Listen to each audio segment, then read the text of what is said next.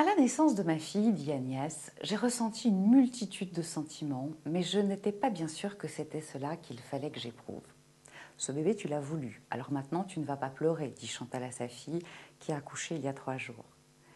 Quand j'ai compris que ce bébé était le mien, j'ai été submergée, terrassée. Mais qu'est-ce que j'allais en faire, raconte Viviane, qui pourtant a fait une fécondation in vitro.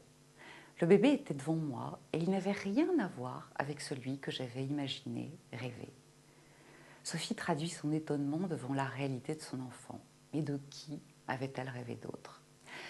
La réalisation du désir a quelque chose de sidérant, de vertigineux. Et on constate souvent que les grands bonheurs de la vie, autant que les drames, sont des situations traumatiques. Pourquoi?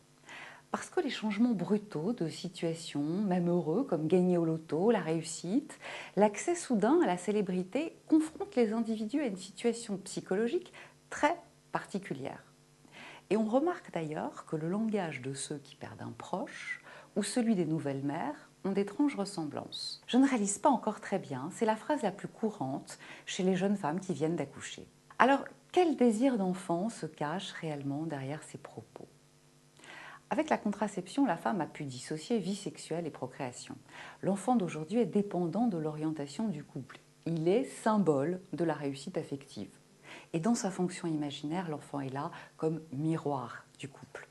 C'est donc une situation particulière pour les parents parce que cet enfant reste toujours un enfant narcissique. Et du coup, le désir d'enfant varie à l'infini dans ses motivations. Pour certains, l'enfant est vécu comme le prolongement de soi, un moyen de devenir immortel. Il continue le nom, la lignée et tout ce qu'on n'a pas pu faire. L'enfant peut aussi venir combler un sentiment d'incomplétude, de solitude et devenir le but fondamental de l'existence. Ça, c'est l'enfant antidépresseur. Il contient les parents, leurs souffrances, leur silence. Et puis l'enfant peut aussi être amené à transformer, à guérir les parents. Enfin, l'enfant peut être vécu comme une assurance de fertilité. Il y a 1001 désirs d'enfant, mais c'est toujours la conclusion de la longue histoire fantasmatique des parents.